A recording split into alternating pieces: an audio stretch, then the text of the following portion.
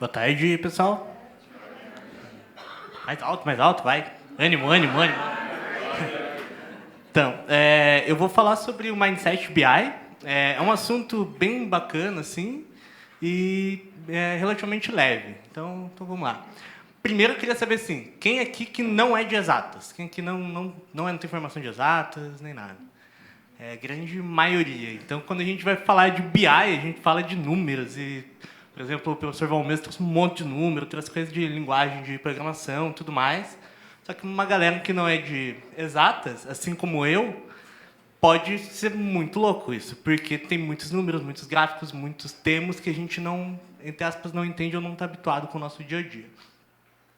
Eu sou publicitário, eu sou cofundador da Hubbox e eu sou adepto do que eu chamo de Mindset BI, que é o que eu vou apresentar para vocês. Eu vou mostrar que, na verdade, não precisa ser necessariamente trabalhar com BI ou não trabalhar com BI, ou ser ou não de exatas, para você desenvolver esse mindset de BI, que é uma nomenclatura que eu trago. Ele é muito bacana e eu garanto para vocês que ele tem um poder assim, de mudar a vida da gente assim, de uma maneira muito, muito legal. Seja no âmbito profissional, seja no âmbito acadêmico, seja no âmbito profissional. Então vamos lá. O Mindset BI. O que é Mindset? Mindset ele é um termo que está muito presente hoje. Muita gente está falando muito de Mindset. Tem muitos livros falando sobre Mindset de várias coisas, inclusive o Mindset BI.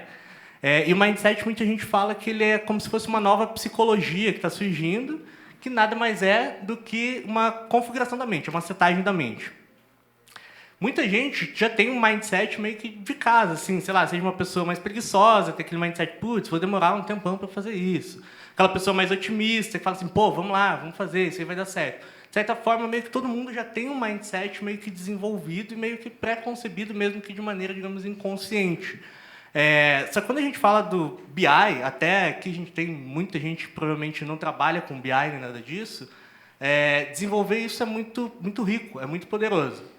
Porque quando a gente desenvolve esse mindset voltado para BI, a gente começa a enxergar as coisas assim, de uma outra maneira, de uma maneira muito diferente do que a gente está acostumado no dia a dia. Isso porque esse mindset ele abre a mente assim, de um jeito muito legal. Mas como assim? Né? Como que ele abre tudo isso? Que negócio é esse? Que trem é esse que abre a mente das pessoas e faz a gente pensar de maneira diferente?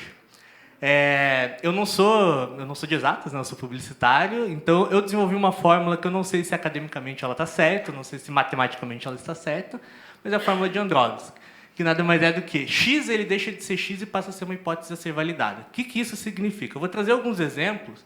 Alguns são do dia a dia profissional, no final tem um da minha vida pessoal, para vocês verem como dá para aplicar isso em qualquer área. E tem um outro exemplo também do Airbnb, que é bem bacana, que basicamente é a aplicação desse Mindset BI, que o principal foco é você testar tudo. Você tem a capacidade hoje de testar tudo de maneira muito fácil. Então, eu vou falar aqui desse exemplo, que é assim, um layout, no caso, a primeira variável x, deixa de ser apenas um layout e passa a ser uma hipótese validada. Como assim um layout deixa de ser um layout e começa a ser uma hipótese? Se a gente começa a olhar as peças de design, por exemplo, simplesmente como uma peça de design, ela sempre vai ser uma peça de design, uma peça de comunicação.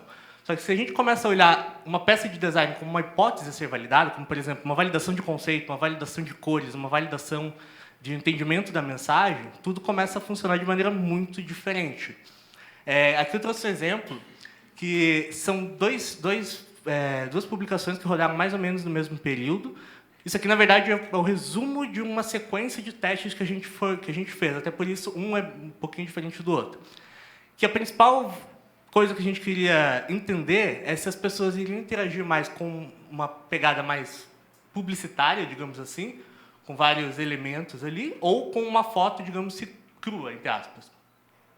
E aí a gente começou a rodar vários testes, isso no Instagram especificamente, e a gente percebeu que publicações, nesse caso desse perfil, publicações muito mais cruas funcionavam muito melhor do que fotos, digamos, mais produzidas e mais publicitárias.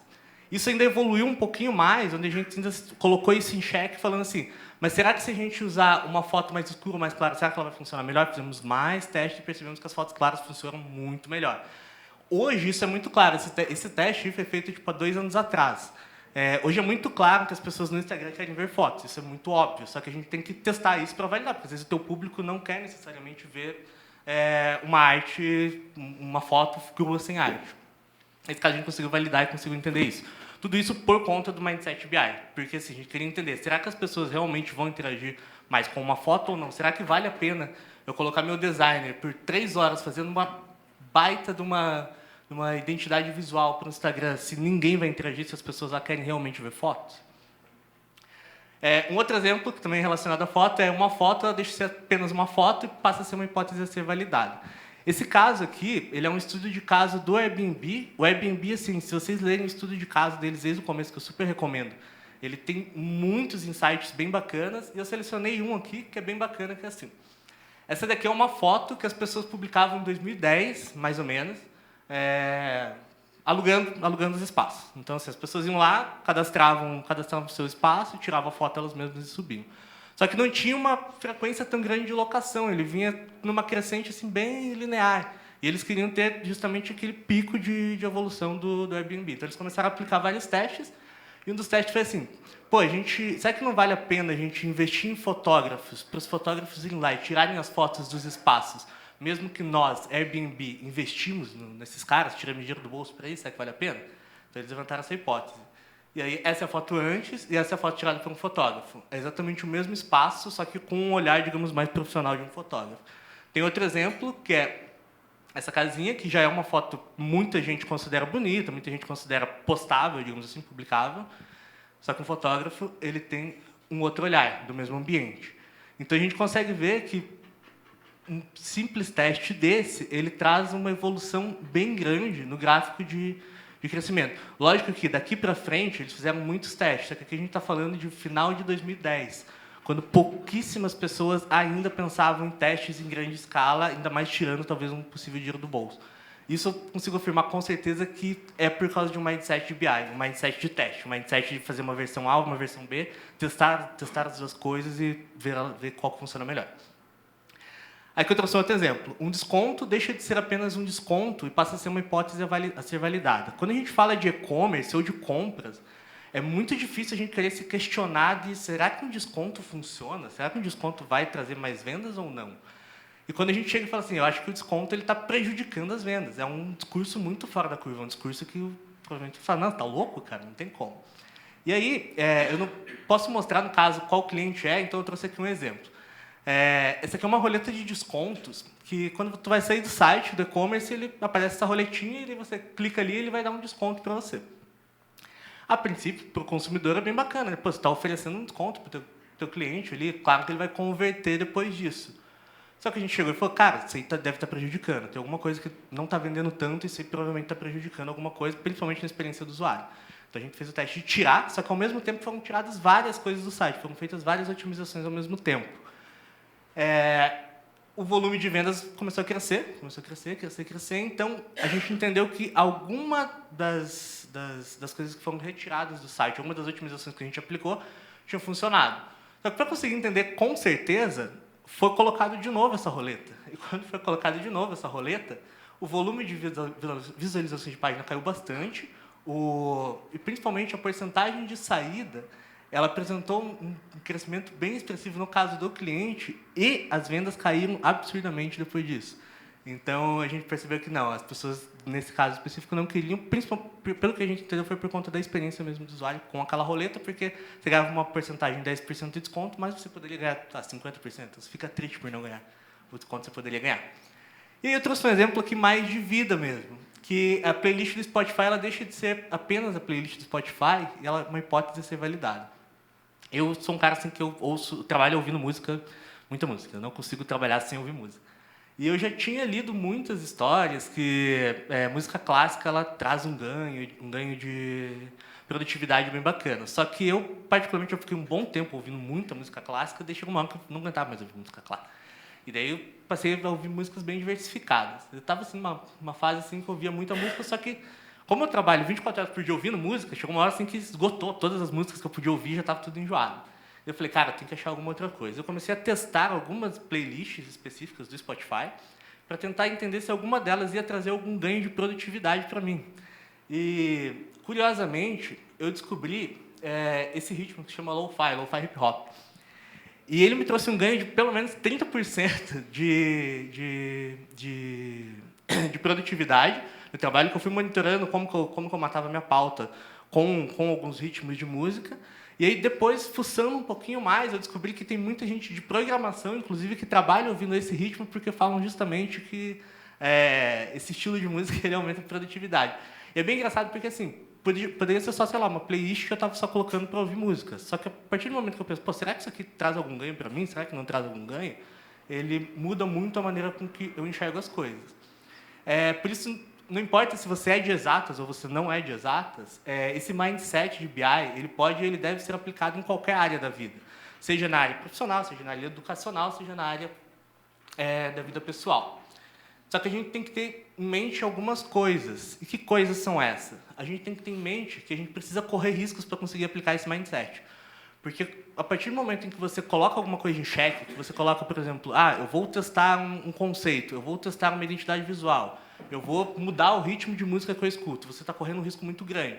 Então, é preciso correr esse risco para conseguir desenvolver esse mindset.